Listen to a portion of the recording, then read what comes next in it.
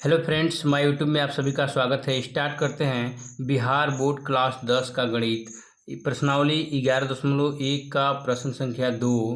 यहाँ पे है 4 सेंटीमीटर, 5 सेंटीमीटर और 6 सेंटीमीटर भुजाओं वाले एक त्रिभुज की रचना कीजिए और फिर इसके समरूप एक अन्य त्रिभुज की रचना कीजिए जिसकी भुजाएं दिए हुए त्रिभुज की संगत भुजाओं की 2/3 गुनी हो। ठीक है दोस्तों, बहुत ही आसान प्रश्न है। चलिए हल करते हैं।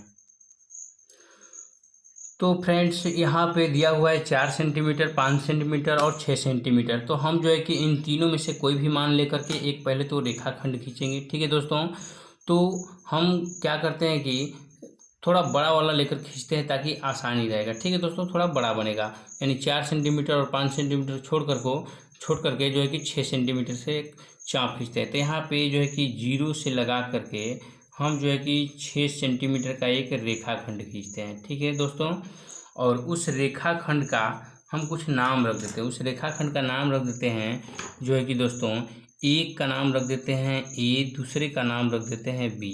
मैं पेन से बना रहा हूँ। ठीक है दोस्तों, ताकि आप लोगों को डार्क दिखे। आप लोग जो है कि पेंसिल से बनाइएगा। ठीक है दोस्तों, उसके बाद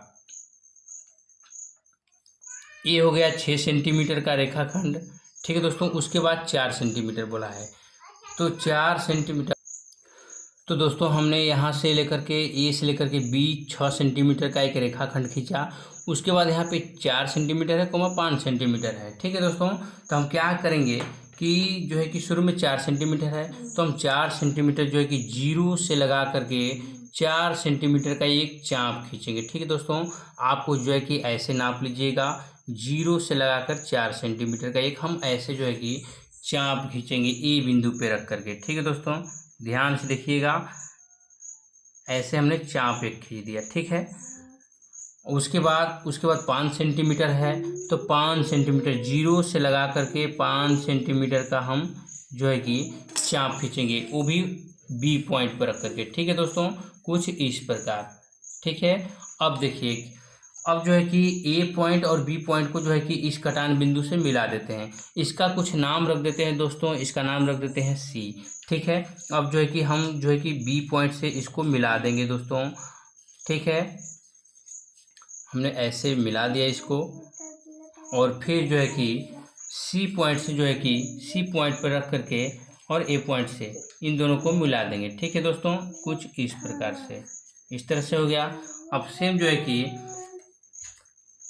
उसके बाद जो है कि दोस्तों एक न्यून कोण खींचेंगे। न्यून कोण तो पता है कि 90 डिग्री से कम।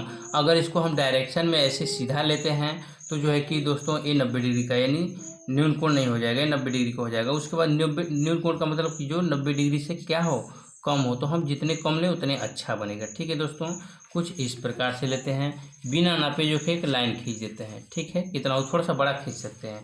उसके बाद जो है कि दोस्तों क्या करते हैं कि हमको सवाल में बोला है 2:3।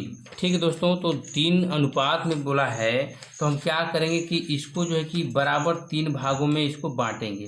ठीक है दोस्तों, तो थोड़ा सा बड़ा बड़ा ले लेते हैं, जैसे कि 1 ले लिया, यहाँ पे 2 और फिर 3, कुछ इस टाइप का ले लिया। ठीक है दोस्तों, इसका नामकरण दे देते हैं, क्योंकि ए पॉइंट से आ रहा है तो इसका नाम हो जाएगा A1, A2, A3। ठीक है दोस्तों, यहाँ तक तो कोई तकलीफ नहीं होनी चाहिए। उसके बाद क्या करते हैं कि बी पॉइंट से जो है कि A3 वाले पॉइंट को हम ऐसे मिला देंगे।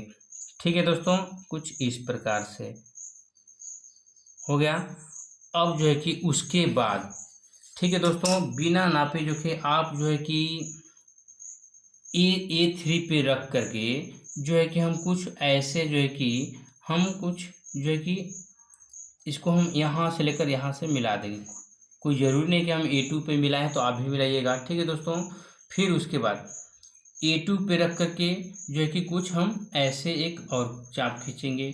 अब उसके बाद हम इसको नाप लेंगे दोस्तों कि आखिर इसकी जो है कि लंबाई कितनी है, इसको नाप लेंगे, तो कुछ इतना आ रहा है। ठीक है दोस्तों, फिर उसके बाद जो है कि, ठीक है दोस्तों, इसके बाद जो है कि हम जो है कि इसकी दूरी को नापते हैं।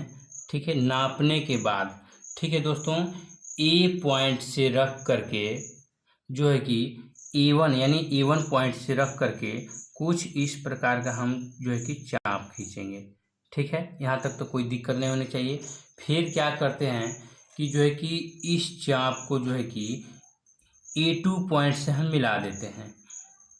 ठीक है दोस्तों, A2 पॉइंट से हम बीचों बीच जो है कि मिला देंगे कुछ इस प्रकार से, और इस पॉइंट का भी कुछ नाम रख देंगे। इसका नाम रख देते हैं D नाम रख देते हैं दोस्तों। ठीक है, यहाँ तक तो कोई दिक्कत नहीं होनी चाहिए। अब देखिए, जो ये काम जो नीचे किए हैं वही काम सेम हम जो है कि ऊपर करेंगे।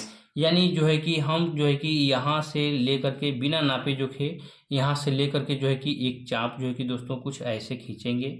ठीक है, उसके बाद ठीक है दोस्तों, तो जो है कि वही त्रिज्या सेम लेकर के फिर यहाँ से लेकर के एक हम लोग चाप जो है कि खींचते हैं कुछ इस प्रकार से। ठीक है दोस्तों, अब उसके बाद क्या करते थे नीचे कि हम जो है कि इसकी दूरी को नाप लेते थे यहाँ से ऐसे, और फिर जो है कि जो ये पॉइंट काटे हैं इस पॉइंट पे रख करके एक हम जो है कि चाप खींचेंगे। ठीक है दोस्तों, अब देखिए चाप खींच दिए। अब उसके बाद जो है कि डी पॉइंट से रख करके यानी इस वाले पॉइंट पर रख करके इस पॉइंट से एक लाइन खींच देते हैं। ठीक है दोस्तों, यहाँ से कुछ इस प्रकार। ठीक है, तो हमने एक लाइन खींच दिया, इसका कुछ नामकरण रख देते हैं। ठीक है दोस्तों, इसका जो नाम रख देते हैं वो नाम रख देते हैं ई। ठीक है दोस्तों, तो इस प्रकार से जो है कि हमारा रचना बन करके तैयार हो गया है।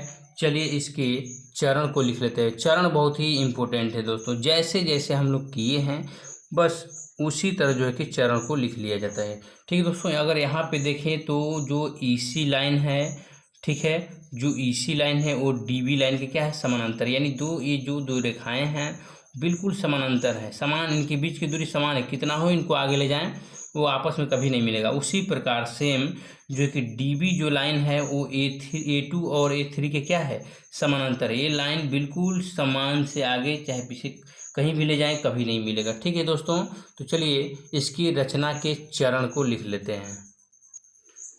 तो दोस्तों रचना के चरण में नंबर 1 में हमने क्या किया है कि ए बी जो है कि ए बी बराबर 6 सेंटीमीटर का एक रेखाखंड खींचा है। ठीक है दोस्तों, ए नंबर 1 हो गया, यानी रचना के चरण नंबर 1 हो गया। रचना के चरण नंबर में 2 हमने क्या किया है कि ए को केंद्र मानकर 4 सेंटीमीटर का एक चाप खींचा। ठीक है दोस्तों, तथा बी को केंद्र मानकर 5 सेंटीमीटर का एक चाप खींचा। ठीक है दोस्तों, जैसे यहाँ पे देखिए ये जो लाइन हमने खींचा ये जो है कि 4 सेंटीमीटर का, ये जो लाइन खींचा ये हमने 5 सेंटीमीटर का खींचा। अब उसके बाद क्या किया कि जो है कि 5 सेंटीमीटर का चाप खींचा। ये दोनों चाप जिस बिंदु पर काटा उसका नाम सी रख दिया। ठीक है दोस्तों, ये जहाँ एक कट मारा है उसका नाम हमने यहाँ पे सी रख दिया हुआ है। उसी प्रकार जैसे जैसे हमने किया है बस उसी तरह जो है कि दिखाते जाएंगे। अब उसी प्रकार नंबर 3 में ए से सी को मिलाया, फिर बी को सी से मिलाया। इस प्रकार त्रिभुज ए बी सी हमें क्या हुआ, प्राप्त हुआ। ठीक है दोस्तों, अब आप अगर यहाँ पे देखें तो त्रिभुज ए बी सी हमें क्या हो गया, प्राप्त हो गया। ठीक है, ए भी बोला था तो ये हो गया कंप्लीट। अब उसके बाद अगला चरण को देखते हैं। जो अगला चरण है ए बी पर न्यून कोण नीचे की ओर यानी कोण बी ए एक्स बनाया। ठीक है दोस्तों, न्यून कोण जब भी खींचते हैं थोड़ा सा जो है कि 90 डिग्री से, हमारा 90 डिग्री का मान ही न्यून कोण होता है। ठीक है दोस्तों न्यून कोण जो है कि 90 डिग्री के मान से क्या होता है, कम होता है। यानी जो लाइन खींचेंगे हम कुछ इस प्रकार से जो खींचेंगे, यानी थोड़ा सा झुकाव की ओर। अब उसके बाद ए एक्स पर 3 बराबर बिंदु ए बराबर A1 A2 A3। ठीक है दोस्तों, यानी जो इस पॉइंट का बात कर रहा है, यानी इसका A1 पे 3 लाइन हमने खींच दिया, A1 A2 A3, क्योंकि 2:3 का बात किया था। तो जो नीचे अंक होता है हम न्यून कोण वाले लाइन में उतना पॉइंट हम लोग लिखते हैं। तो ए पॉइंट से लेकर के लिख रहे हैं तो A1 A2 A3 हो जाएगा। ठीक है दोस्तों, उसके बाद रचना के चरण नंबर जो है कि 6 है, A3 से B को मिलाया। उसके बाद दोस्तों अगर यहाँ ध्यान से देखें तो जो A3 लाइन है इसको किससे मिला दिया, B को मिला दिया। ठीक है दोस्तों, उसके बाद रचना के जो कि अगला पॉइंट है बी से मिलाया। रचना के चरण नंबर 7, A2 पर A3B के समानांतर A2D खींचा। ठीक है दोस्तों, यानी हम इसकी बात कर रहे हैं। A2D खींचा और A3B खींचा, ये लाइन हमने खींच करके कंप्लीट, ताकि समानांतर दो रेखाएं हमें प्राप्त हों। उसके बाद जो है कि खींचा। रचना के चरण नंबर 8 को देखते हैं। BC के समानांतर ED खींचा, जो AC पर E बिंदु से क्या करती हैं, मिलती हैं। ठीक है, वही काम सेम ऊपर करेंगे, तो जिसके कारण हमें क्या हुआ, DE समानांतर BC प्राप्त हुआ। त्रिभुज EAD संपूरक जो है कि दोस्तों त्रिभुज CAB के हैं। ठीक है, और EA बटा में AC हो जाएगा, बराबर AD बटा में AB हो जाएगा। उसके बाद जो है कि DE बटा में CE हो जाएगा। ठीक है दोस्तों, यानी इस जो है कि लाइन की बात कर रहा है, तो उसको कुछ हमने इस प्रकार लिख दिया है और दिखा दिया है कि ये 2/3 गुनी है। ठीक है दोस्तों, उसके बाद जो है कि इस प्रकार त्रिभुज ABC के संपूरक, ठीक है, यहाँ पे संपूरक लिख लीजिएगा। यहाँ संपूरक त्रिभुज EAD बनाया, जहाँ ABC के संगत भुजाओं का 2/3 गुनी है। तो दोस्तों, अगर वीडियो अच्छा लगा हो तो हमारे चैनल को सब्सक्राइब करना ना भूलें। ठीक है, चलिए मिलते हैं अगले सवाल के साथ।